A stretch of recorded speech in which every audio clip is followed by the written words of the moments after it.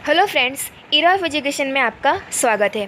दोस्तों, आज हम 31 जुलाई और 1 एंड 2 अगस्त के सभी महत्व के करंट अफेयर्स के बारे में बात करेंगे, तो एंड तक पूरा वीडियो ज़रूर देखें। और आप हमारे चैनल पर नए हैं तो प्लीज़ हमारे चैनल को लाइक, शेयर एंड सब्सक्राइब ज़रूर करें। तो आइए आज का वीडियो शुरू करते हैं। हाल ही में किस राज्य सरकार ने पहलवान बबीता फोगाट और कविता दलाल को खेल विभाग में उप निदेशक बनाया गया है? तो दोस्तों, हाल ही में हरियाणा राज्य सरकार ने पहलवान बबीता फोगाट और कविता दलाल को खेल विभाग में उप निदेशक बनाया गया है। दोस्तों, इन दोनों ने इस पद के लिए राज्य सरकार को आवेदन किया था। उन्हें हरियाणा उत्कृष्ट खिलाड़ी नियम 2018 के तहत उप निदेशक के पद पर नियुक्त किया गया है। आदेशों के अनुसार दोनों को 1 महीने के अंदर विभाग से जुड़ना होगा। अंतर्राष्ट्रीय पहलवान बबीता फोगाट प्रसिद्ध कुश्ती कोच महावीर फोगाट की बेटी हैं और वे 2014 के राष्ट्रमंडल खेलों की स्वर्ण पदक विजेता भी हैं। हाल ही में मंगल मार्स मिशन किसके द्वारा लॉन्च किया गया? तो दोस्तों, हाल ही में मंगल मार्स मिशन नासा द्वारा लॉन्च किया गया है। अमेरिकी अंतरिक्ष एजेंसी नासा का मिशन मार्च 2020 फ्लोरिडा के केप कनेवरल में केनेडी स्पेस सेंटर से लॉन्च किया गया है। इस मिशन का नाम मार्स मिशन 2020 दिया गया है। परसिवरेंस रोवर को मंगल की सतह पर भेजा गया है। इस रोवर में 25 कैमरे, माइक, ड्रिल और लेजर लाइटें लगी है। यह करीब 30 करोड़ मील की दूरी तय कर सकता है। ये अगले साल फरवरी में मंगल ग्रह पर पहुंचेगा और वहां से पत्थर और मिट्टी लेकर धरती पर आएगा। अपने मिशन के दौरान यह रोवर नासा के सतह पर पुराने जीवन की जानकारी इकट्ठा करेगा। यह रोवर परमाणु ऊर्जा से चलाया जाएगा। दोस्तों, पहली बार किसी रोवर में ईंधन के तौर पर प्लूटोनियम का उपयोग किया गया है। इसके साथ इंजेन्यूटी नाम का एक हेलीकॉप्टर भी भेजा गया है। इंजेन्यूटी का मतलब है किसी व्यक्ति का आविष्कारी चित्र। नासा के मुताबिक ये हेलीकॉप्टर मंगल के वातावरण में उड़ान भरने के दौरान सतह से 10 फीट ऊंचा उड़ेगा और एक बार में 6 फीट आगे तक जाएगा। हर प्रयास के साथ ये और आगे बढ़ने की कोशिश करेगा। तो चीन और संयुक्त अरब अमीरात के बाद अमेरिका तीसरा देश है जिसने मंगल ग्रह पर अपना उपग्रह भेजा है। तीनों ही उपग्रह फरवरी 2021 में पहुंचेंगे। उसके बाद अगला प्रश्न, हाल ही में नीति आयोग के अटल नवाचार मिशन ने किस कार्यक्रम की शुरुआत की है? दोस्तों, हाल ही में नीति आयोग के अटल नवाचार मिशन ने AIMICREST की शुरुआत की है। दोस्तों, यह कार्यक्रम देश के इंक्यूबेटर पारिस्थितिक तंत्र को सक्षम बनाने और देश भर में अटल नवाचार मिशन के तहत अटल और स्थापित इंक्यूबेटर केंद्रों के लिए विकास कारक के रूप में कार्य करने हेतु डिज़ाइन किया गया है। AIM ने इसके लिए bill and Melinda Gates foundation और वाधवानी फाउंडेशन के साथ हाथ मिलाया है। यह संगठन उद्यमिता और नवाचार के क्षेत्र में विश्वसनीय मदद और विशेषज्ञता प्रदान कर सकते हैं। अब दोस्तों, इंक्यूबेटर का अर्थ क्या है? तो इंक्यूबेटर सामान्यतः इंक्यूबेटर केंद्रों का अभिप्राय उन संस्थानों से होता है जो किसी विशिष्ट व्यवसाय को विकसित करने में उद्यमियों की मदद करती है, खास तौर पर व्यवसाय शुरू के आरंभिक चरणों में। इस प्रकार का कार्य सामान्यतः उन संस्थानों द्वारा किया जाता है जिनके पास व्यापार और प्रौद्योगिकी का व्यापक अनुभव होता है। इंक्यूबेटर्स द्वारा दी जाने वाली सहायता में आमतौर पर तकनीकी सुविधाएं एवं सलाह, प्रारंभिक विकास, निधि, नेटवर्क और लिंक, कार्यस्थल की सुविधा और प्रयोगशाला संबंधी सुविधाएं भी शामिल होती हैं। उसके बाद अगला प्रश्न, प्रधानमंत्री नरेंद्र मोदी का निजी सचिव किसे नियुक्त किया गया है? तो दोस्तों, प्रधानमंत्री नरेंद्र मोदी का निजी सचिव हार्दिक सतीश चंद्र शाह को नियुक्त किया गया है। दोस्तों, सतीश चंद्र शाह इससे पहले प्रधानमंत्री कार्यालय के उप सचिव रह चुके हैं और वे 2010 बैच के कैडर रहे हैं। वे राजीव टोपनो की जगह लेंगे।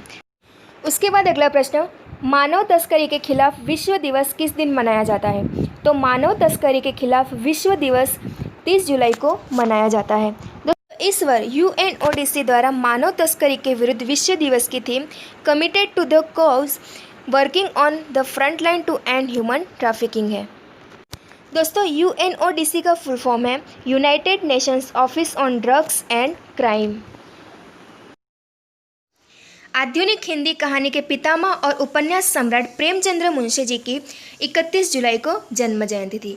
दोस्तों, प्रेमचंद्र मुंशी जी का जन्म 31 जुलाई 1880 में वाराणसी के निकट लम्हे गांव में हुआ था। उनके पिता का नाम अजायब राय था और उनकी माता का नाम आनंदी देवी था।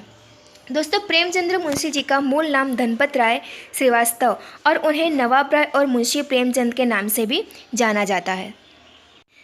दोस्तों, प्रेमचंद्र ने हिंदी कहानी और उपन्यास की एक ऐसी परंपरा का विकास किया है जिसने पूरी सदी के साहित्य का मार्गदर्शन किया। आगामी एक पूरी पीढ़ी को गहराई तक प्रभावित कर प्रेमचंद्र ने साहित्य की यथार्थवादी परंपरा की नींव रखी है।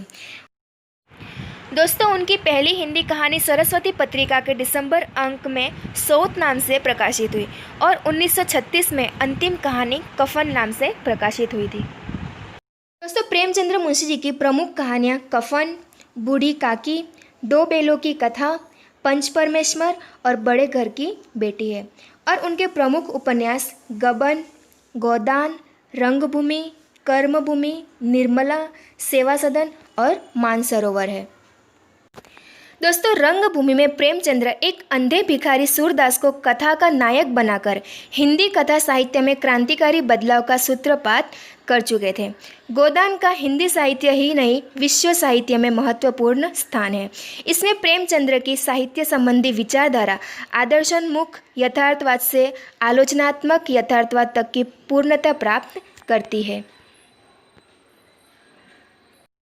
उसके बाद अगला प्रश्न, हाल ही में किस राज्य सरकार द्वारा संजीवनी ऐप लॉन्च किया गया है? तो दोस्तों, हाल ही में बिहार राज्य सरकार द्वारा संजीवनी ऐप लॉन्च किया गया है। दोस्तों, बिहार में कोरोना से लड़ने में यह संजीवनी ऐप मदद करेगा। संजीवनी ऐप द्वारा कोरोना से संबंधित सभी जानकारी प्राप्त हो सकेगी। स्वास्थ्य विभाग के इस ऐप से संक्रमण बचाव के उपाय, जांच, उपचार और नज़दीकी हॉस्पिटल में खाली बेड की जानकारी इस ऐप द्वारा मिल सकेगी। इसके बाद अगला प्रश्न, हाल ही में मुस्लिम महिला अधिकार दिवस कब मनाया गया? तो दोस्तों, हाल ही में मुस्लिम महिला अधिकार दिवस 1 अगस्त को मनाया गया है। दोस्तों, ट्रिपल तलाक को अपराध घोषित करने वाली कानून की पहली वर्षगांठ के अवसर पर इस दिन को देश भर में मुस्लिम महिला अधिकार दिवस के रूप में घोषित किया गया है। ट्रिपल तलाक विधेयक को लोकसभा में 25 जुलाई 2020 को पारित किया गया था। इसके अलावा यह राज्यसभा द्वारा 30 जुलाई को पारित किया गया था। अंत में राष्ट्रपति से मंजूरी मिलने के बाद यह देश में एक कानून बन गया है। उसके बाद अगला प्रश्न, हाल ही में गुजरात पुलिस के नए महानिदेशक किसे नियुक्त किया गया है? तो दोस्तों, हाल ही में गुजरात पुलिस के नए महानिदेशक आशीष भाटिया को नियुक्त किया गया है। दोस्तों, अहमदाबाद शहर के पुलिस आयुक्त आशीष भाटिया को गुजरात का नया पुलिस महानिदेशक बनाया गया है। इस बात की जानकारी गुजरात के गृह मंत्री प्रदीप सिंह जडेजा द्वारा दी गई है। आशीष भाटिया साल 1985 बैच के गुजरात कैडर के IPS भाटिया शिवानंद झा की जगह लेंगे। उसके बाद अगला प्रश्न, भारतीय मूल के किस राजनेता को हाल ही में सिंगापुर के इतिहास में पहली बार विपक्ष का नेता नामित किया गया है? तो दोस्तों, भारतीय मूल के प्रीतम सिंह को सिंगापुर की संसद में विपक्ष का नेता नामित किया गया है। दोस्तों, यह देश के इतिहास में पहली ऐसी नियुक्ति की गई है। दोस्तों, प्रीतम सिंह की वर्कर्स पार्टी ने 10 जुलाई को हुए आम चुनाव में 10 सीटें जीती थी और सिंगापुर की संसद में सबसे बड़ी विपक्षी पार्टी बन गई थी। 43 वर्षीय सिंह की पार्टी ने 93 सीटों पर चुनाव लड़ा था।